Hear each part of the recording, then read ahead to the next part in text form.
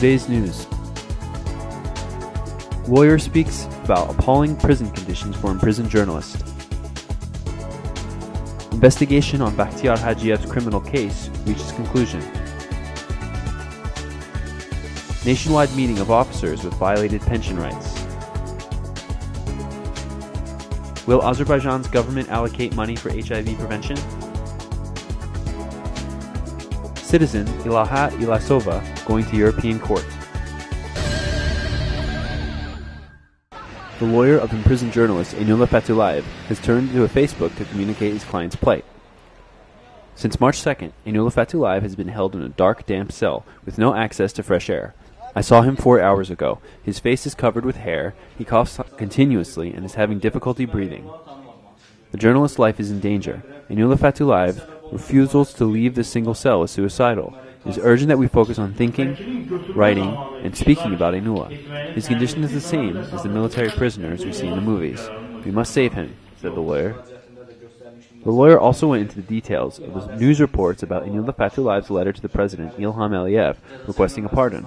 He said that having reported the letter to the press, all the internet media sites overflowed with the news that Aynullah Fatullayev has appealed to President Ilham Aliyev for a pardon.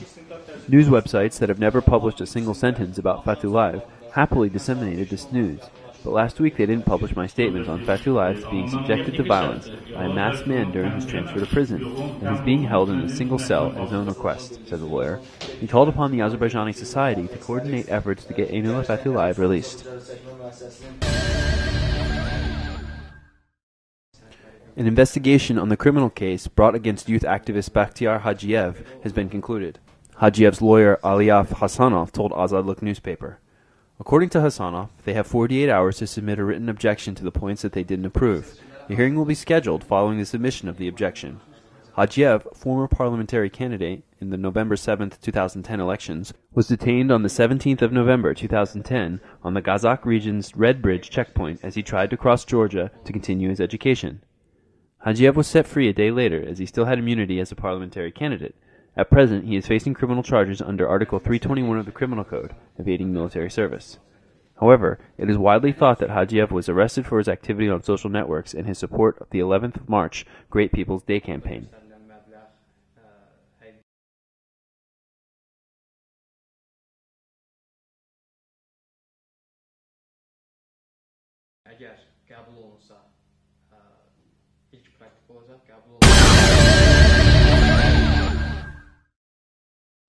Today, a press conference was held at the Azerbaijan Security and Defense Public Association on the violation of reserve high-ranking pension officers' rights by lowering their military ranks due to different reasons. The association head, Jashar Jafarlı, says that there are dozens of officers with violated pension rights. These officers serve 20 to 25 years of their life in the army. Upon serving in high-ranking positions for 2 to 8 years, their position was lowered due to various objective and subjective reasons. After serving in these positions for a short while, they were demobilized, Jafarlı noted. Additionally, several reserve or retired officers with said problems made speeches and gave details with concrete examples. Deputy Editor-in-Chief of the Defense Ministry-run newspaper Azerbaijan Ordusu, Ibrahim Rustamov, said that there are indeed these kinds of problems in the Defense Ministry system. However, he added that it is a matter of legislation, and the Defense Ministry is not an institution engaged in legislation matters. The Azerbaijan Harm Reduction Network held a press conference on will the Azerbaijani government allocate money for HIV prevention? The network expert Zulfiya Mustafayeva thinks that there is a need for sustainable support from the state in order to make the anti-HIV measures more effective and efficient. Namely, considering the important role of the network and the Call to Health Public Alliance-initiated harm reduction projects in HIV prevention, as well as the launch of the investigations on the economic efficiency of these programs, the expert suggests that there is a need for the allocation of more funds from the state budget for HIV prevention, because the sustainability of these programs will be in question upon suspension of financial aid by the Global Fund on AIDS, tuberculosis, and malaria in coming years. As of this year, 36 organizations are carrying out harm reduction projects in Azerbaijan. They are covering all the regions of Azerbaijan. The target groups of projects include drug users, women involved in the prostitution, street children, migrants, persons infected with HIV, and those with tuberculosis, Mustafayeva said. Citizen Ilaha Ilyasova has been deprived of her apartment and all funds as a result of the real estate fraud. That's why she's going to appeal to the European Court of Human Rights. Ilyasova held a press conference in the media center on March 15th and said that she decided to do this measure after 3 years of fighting for her rights in courts and state institutions. She and her mother became victims of swindlers in 2007 while purchasing an apartment.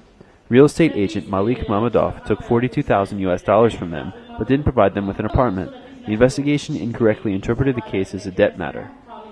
Though Mammadov's guilt was proven in court, Ilyasova has not been able to get her funds back. Court executors have refused to fulfill court decisions, citing Mammadov's inability to pay. However, mass media outlets have repeatedly published news reports about Mammadov, who is dealing with construction of houses.